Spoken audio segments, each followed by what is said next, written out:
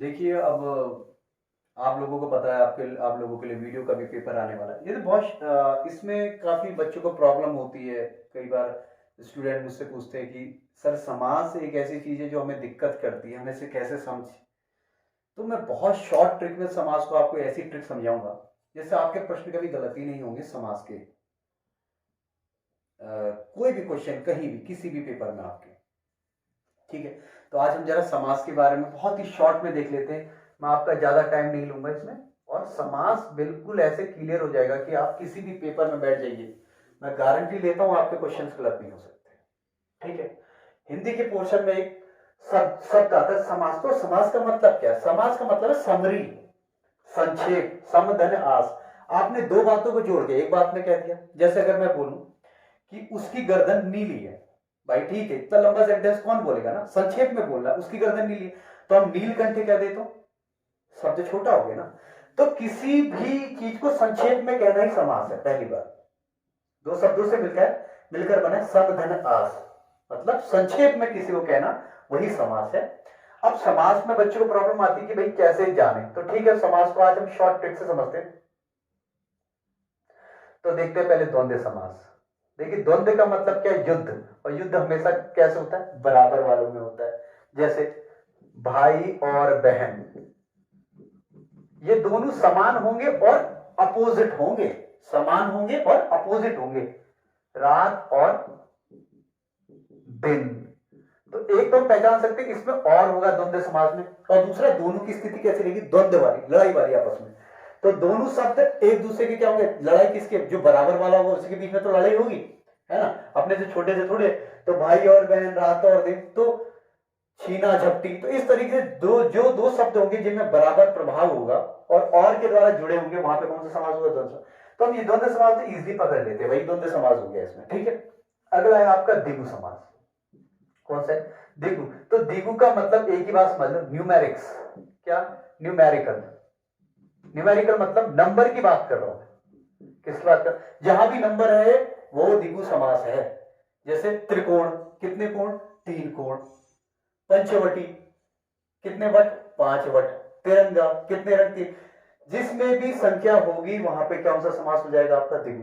तो दो समास तुम्हारे क्लियर हो गए। देखिए, आप पेपरों में करेंगे, आपके पास 4 ऑप्शन होते हैं, उसमें से 3 को एलिमिनेट कर दीजिए, चौथा अगर आप जानते नहीं भी वही तो आपका आंसर होगा। तो हमें क्या करना है? 4 ऑप्शन में से 3 को एलिमिनेट करना है। तो दो तो हम ऐसे पकड़ लेंगे। अब कौन सा भाई? अब देखते हैं हम बहुव्रीहि समास। क्या? बहुव्रीहि, बहुव्रीहि समास। अब बहुव्रीहि समास का मतलब क्या है? मैं सीधे बोलता हूं, पर्यायवाची। जहां भी पर्यायवाची शब्द हो, आप समझ लेना वो बहुव्रीहि समास। ज्यादा रखना नहीं है इसमें। बहुव्रीहि समास, पर्यायवाची, आप कैसी बात कर रहा हूं। अच्छा, आप मुझे बताइए, आशुतोष किसे कहते हैं? भगवान शंकर को। नीलकंठ किसे कहते हैं? भगवान शंकर को। लंबोदर किसे कहते हैं? गणेश जी को। तो ये सब क्या है? पर्यायवाची। तो इनमें कौन सा समास? बहुव्रीहि। बात कर रहा हूं, जहां भी पर्यायवाची आंख बंद करके आप बहुव्रीहि करते। तो 3 आपने एलिमिनेट कर ली। चौथा है कर्मधारय। कौन सा? कर्मधारय। अब कर्मधारय का मतलब एक ही बात समझना, कर्मधारय का मतलब होता है विशेषण। जहां भी विशेषण या विशेषता बताता कोई भी शब्द हो, वहां पे कर्मधारय समास होगा। मैं बोलूं काला आदमी, तो आदमी कैसा है? काला है, वहां विशेषता बताई तो वहां कर्मधारय हो जाएगा। अच्छा, उदाहरण जैसे नील कमल। कमल कैसा है? नीला है। क्या बता रहा है? विशेषता बता रहा है, तो सीधे कर्मधारय समास हो जाएगा। मैं बोलूं नीलोत्पल, नील में पैदा हुआ, क्या बता रहा है? विशेषता बता रहा है, कर्मधारय हो गया। समझ लेना, बहुव्रीहि पर्यायवाची होगा, विशेषता बताता भी होगा, पर वो किसी एक व्यक्ति की विशेषता स्पेशली। जैसे दशानन, आप दशानन में कहते 10 सर वाला दिग्गज नहीं, वो किसी एक व्यक्ति का पर्यायवाची है, तो वहां पे बहुव्रीहि हो जाए। पर कहीं केवल विशेषता बता रहा है तो वो कर्मधारय है। आप समझ गए होंगे।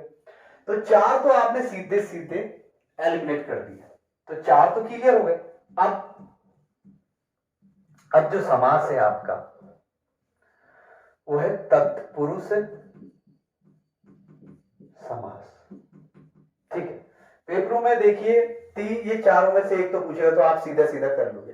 तत्पुरुष समास को भाई हम कैसे करें? देखिए, तत्पुरुष समास थोड़ा सा बड़ा हो जाता है, तो तो इसमें आपको एक फॉर्मूला याद रखना है, बस उससे तत्पुरुष समास आपका क्लियर हो जाएगा बिल्कुल। क्या याद रखना है? कर्ता ने कर्म को करण से संप्रदान के लिए आपादान से अलग होने के संबंध